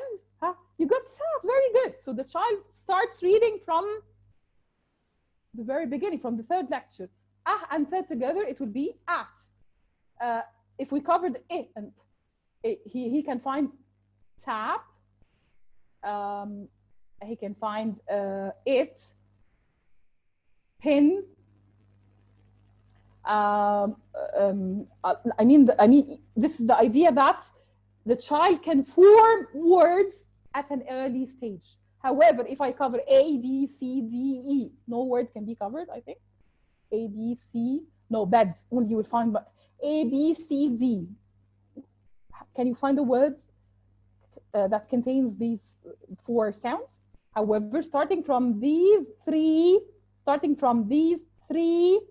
sounds, a child can form sat and at. So the child can form two words, and he or she doesn't form this word like in the idea of now reads. No, he's not. He's doing this out of playing. What we do with the child, we tell him, for example, let's put the sounds together. Let's try to find. Let's put the and ta, and ta together. Let's put them together. Let's blend Oh, it's a word. Thank you. Excellent. So, okay, you got it? So he's doing this out of playing or through play. He or she doesn't find this idea of, he or she is not tense. There isn't this idea of tension. And this is what I want to tell you today.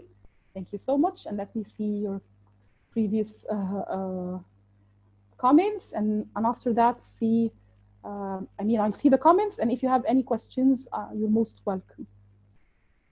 Yeah, A, B, C, D, there is bad. Yes, okay, yes. But it's only one word. Yes, from the Play Store, you can download the Jolly Phonics.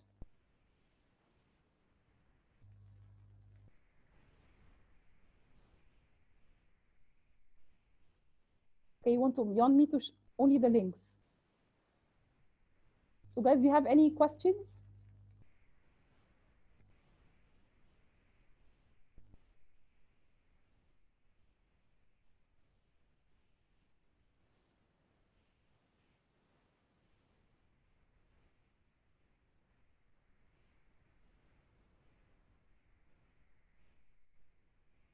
There is a good question. Why not the kids recalls after naming? Because this is normal out of Bloomfield taxonomy. At first, at first we notice things, and then we recognize, and after recognition we can produce. We don't produce after noticing. احنا كده عندنا حاجة اسمها الهرم بتاع Bloomfield. We have this idea of prioritizing. We go from the least up to the most. So the child starts with noticing something, or we introduce something to the child, and then we help him recognize. We don't throw difficult questions at the child. For you might find, what's the point? I'm saying this is a cat. Now tell me what this is. He will say cat. No, for children we always say repetition makes perfect. It repeats a lot with the you need to repeat a lot with children. Repeat a lot. So you repeat as a teacher or an educator in the naming stage and the recognition stage, and then he or she is now it's high time for him or her to produce. This is normal if you cover objectives or learning outcomes. You can search more about this idea. This is under learning outcomes or objectives of the lesson. You want the links? Okay, I'll copy the links. If you have any other question, please don't hesitate to ask.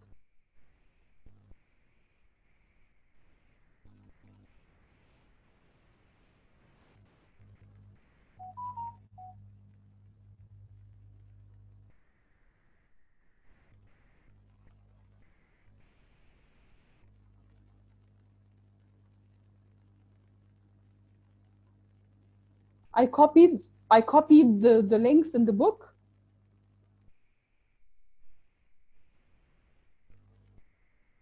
Yes, there is a question about Jolly Phonics as a book or as a system of education.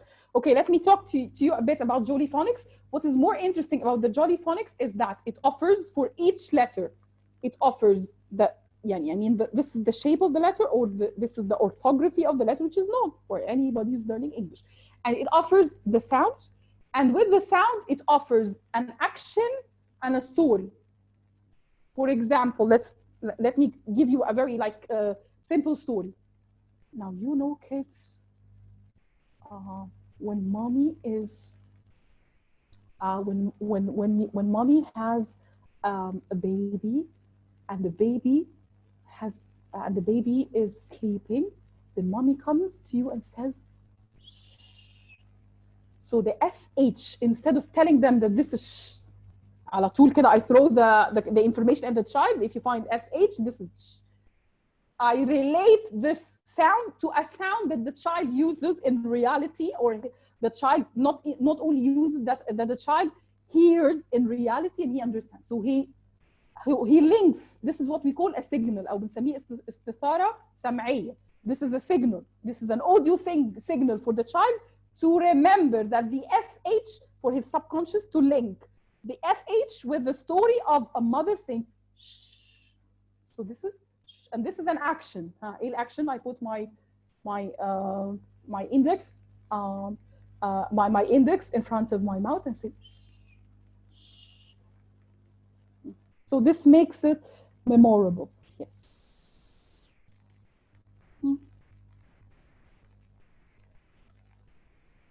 Guys, do you have any other questions? Yes, as for the certificates, you ask for the certificate after, I mean, you will be given a certificate 3 days after each lecture. So our lecture is today, this is Thursday.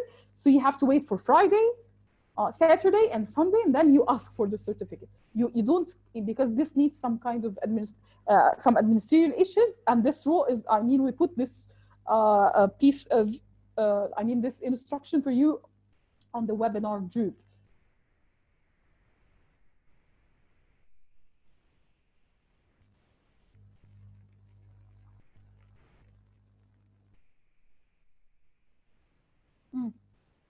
Why do you put, it's very normal in English that there is a Q, there is a U after Q.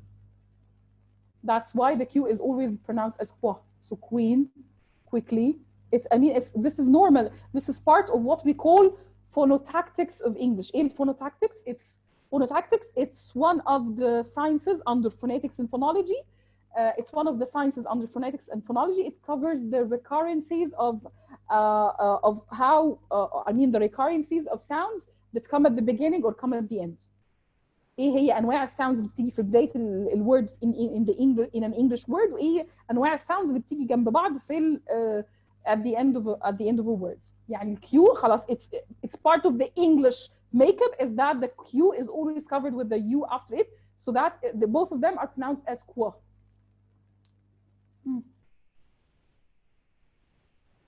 The question of the grammar, okay, those who are asking, how can I elicit the rule from a story? For example, but this is not for play school or KG1. For example, I can give them a story about Ahmed, who has a routine. Ahmed wakes up at 7 o'clock. Ahmed washes his face at 7:10. Ahmed eats his breakfast at 7:15. Ahmed goes to school on foot goes to school at 7:30. مش عارفة Ahmed gets back home at like 2:30 p.m. And then I ask him, I start asking, I use some kind of, I get one or two statements from this story as marker statements, and then I ask him questions about is it an action that Ahmed does every day? Yes. I mean, is it an action that Ahmed will do tomorrow? Yes. Did Ahmed wake up early like yesterday? I ask him many questions, or I use this idea of the meaning questions, questions about meaning, what we call concept checking questions, CCQs. Yes, the CCQs and the ICQs you will cover. I mean, I don't want to talk a lot about them because you will find a fruitful session with Mr. Muhammad Sabir in one of the webinars about this.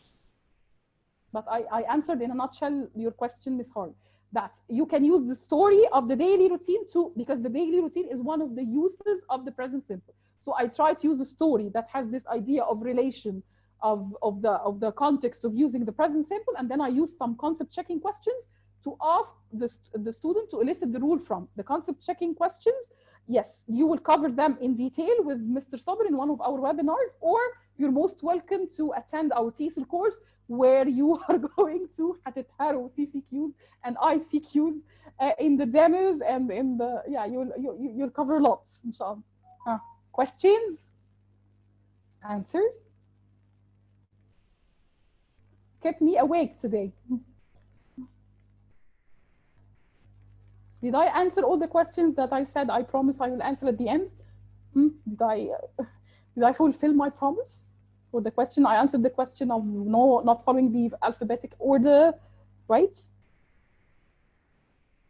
Yes, this is a good question for Mr. Luder. As I told you, the Jolly Phonics, yes, the Jolly Phonics offers a story, offers a sound for each sound, or for each letter, offers the sound, a story, a song, and a signal.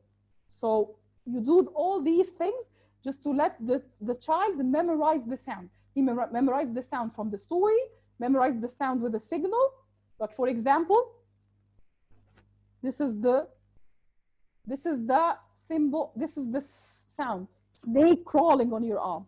You will find a lot for the Jolly Phonics doing that, and you will find, yes, the songs helps the child to memorize. So the more you involve, as for Montessori, the more you involve the senses of the child, the more he or she recalls the information you want him to know.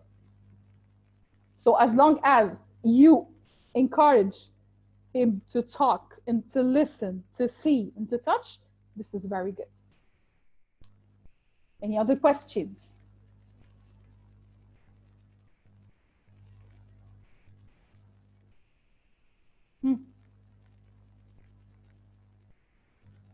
Questions? Answers? Thank you so much for this wonderful session. You made me awake till the end. Thank you for your questions. Hopefully that I tried to, hopefully that this was a kind of a modest trial for me to help you know something about Montessori and be encouraged to use Montessori. Yes, Ms. Fatma, I have a question. Go ahead. If I can answer, go ahead. I hope to see you again, not only in this webinar, but to see you again in the other webinars, inshallah. Which online class? To apply what? I told you that the Montessori is not applied on the online class. If you want to apply the Montessori in an online class, you have to be a friend of the mother. Yes. If you can do this, yeah, you can do this if there is a kind of good rapport between you and the mother in a private lesson. If you're giving a private lesson, so you will ask the mother to buy the box for the child, and she is going to stay beside the child while you're teaching him online, and she's monitoring whether he is touching what you want him to touch or not. So this is a bit complicated, but it might happen. Other than that, you can't. Thank you so much. Thank you. Thank you, Mr. Lude. I'm happy that you attend. Great regards for you from Panama. I'm happy that you're attending.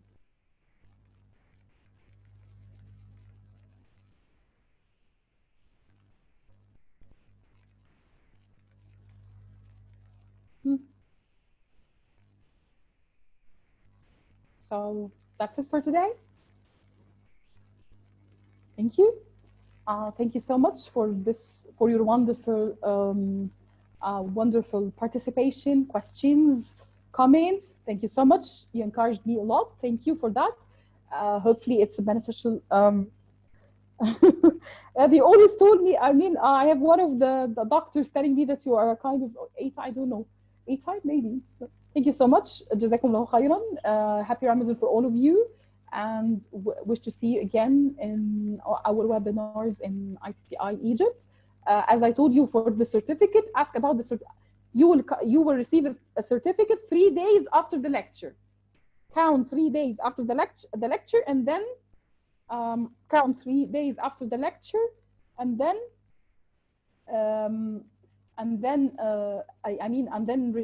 you expect to receive the certificate.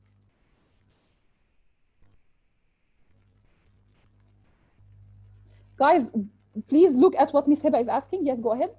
What do you want me to do, Ms. Heba? Dr. Heba?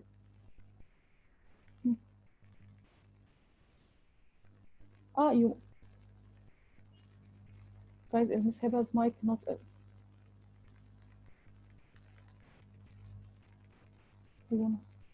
Please unmute me. ازيك دكتور رنا؟ أنا طبعا يعني حابة أولا أوجه لك الشكر، مزيد من الشكر الحقيقة على عايزة أقول لك الفيدباك بتاعتها، يعني مش عايزة أقول لك جات لي إزاي ومن كل اتجاه، يعني الحقيقة المسجز ما بتبطلش. ثانك يو. تفضل ربنا أولا وأخيرا، ربنا يعلمنا يا رب. It's my pleasure to be a part of the iTTi big family. يعني I should thank you, Miss Heba. By the way, Miss Heba is the CEO of iTTi Egypt, and this was her idea. Webinars, these webinars were her idea, and they are done under. ما كنتش أعرف أعمل أي حاجة. They were done, and they are all done under the administration of Mr. Muhammad Sabr. So both, this is the idea of Miss Heba, and it was like coordinated by Mr. Muhammad Sabr. whom I advise you all to attend the CCQ, because I have a question from Hagar concerning this. He will have a wonderful session about the CCQs and the ICQs, concept checking questions, instruction checking questions, and error, how to correct some errors. So it's a good, I mean, try to attend all the web, I mean, بفتح المايك عشان اشكرك، يعني ما شاء الله عليكي، حتى اديني فرصه اشكرك، يعني انت شكرتي الناس كلها، انت محتاجه انت محتاجه الشكر بجد. كل الناس الفيدباك، يعني كل الناس انا بوصل لك على لسان كل الناس اللي بعتت لي في اثناء السيشن وهي شغاله، او يعني يمكن الكلام ده ان شاء الله مسجل وهيتبعت للناس. انا فعلا حقيقي بشكرك على الاخلاص في العمل وعلى الاداء المبهر اللي دايما يعني بصراحه اكسبكتد منك، ودايما بنشوفه ما شاء الله عليكي بجد. ميرسي دكتور رنا، وان شاء الله من نجاح لنجاح، ومن يعني دايما ما شاء الله عليكي بتبهريني بجد والله، ما شاء الله بجد. ويعني انا كنت اتمنى اكون مدرسه انجليزي يا جماعه عشان لا يا هبه، احنا محتاجينك في الادمنستريشن جامد، البيزنس ادمنستريشن والاي ليرنينج يعني. الحمد لله الحمد لله ان احنا سوا، وان شاء الله نتكامل مع بعض ونعمل، يعني الحمد لله فريق كبير. يعني success is a story always، يعني الحمد لله. الحمد لله رب العالمين. ميرسي يا دكتور رنا، ميرسي، يعني بشكرك الف شكر والله. وان شاء الله في انتظار، يعني باذن الله الحمد لله احنا لسه عندنا باذن الله مستر محمد صابر معاه عدد السيشنز، يمكن لسه ان شاء الله في حدود 4 مؤكدين، وان شاء الله الباقي يؤكد علينا. احنا مستمرين طول رمضان ان شاء الله في iTTi ويبينارز. بشكر كل الناس اللي تطوعت، يعني زي مستر محمد صابر، دكتوره رنا، ومستر ايمن اللي ساعدنا النهارده بالويبينار ده. شكرا للناس كلها. عمره ما كان هيقعد كل ده، يعني صراحه ثانك يو بجد، يعني بجد الحمد لله. يعني بصوا الحمد لله رب العالمين، ربنا بيبارك دايما في العمل الصالح اللي نيته خير، والحمد لله يعني الحمد لله كل نيتنا خير، وان شاء الله باذن الله الناس تستفيد على حجم الخير اللي جوانا. شكرا ليكم كلكم. ميرسي يا دكتور رنا، ميرسي جدا. وان شاء الله اشوفكم تاني في حاجات، في كل الانفيفر، يعني نشوفكم تاني في الحاجات اللي بنعملها في iTTi. تابعونا على البيج لو حابين بعد كده تبقوا معانا، تحضروا معانا الويبينارز وتشوفوا اي ايفنتس او اي فعاليات احنا بنعمل. يعني you're most welcome to attend any other events or يعني webinars, courses that we offer. يعني follow us كده ان شاء الله and we will keep you updated. اشكرك شكرا جزيلا دكتور رنا. ايمن مظهر معاكي، شكرا جزيلا. شكرا، انا اللي بشكر حضرتك على يعني تعب حضرتك. اشكرك والله فعلا، ما شاء الله محاضره قيمه ورائعه. جزاك الله خير. جزاك الله خير دكتوره هبه، شكرا جزيلا لكم، واتشرف دايما نكون دايما جنب iTTi. شكرا لكم. شكرا لحضرتك يا مستر ايمن. شكرا لحضرتك. السلام عليكم. Thank you all. Thank you. السلام عليكم. عليكم السلام.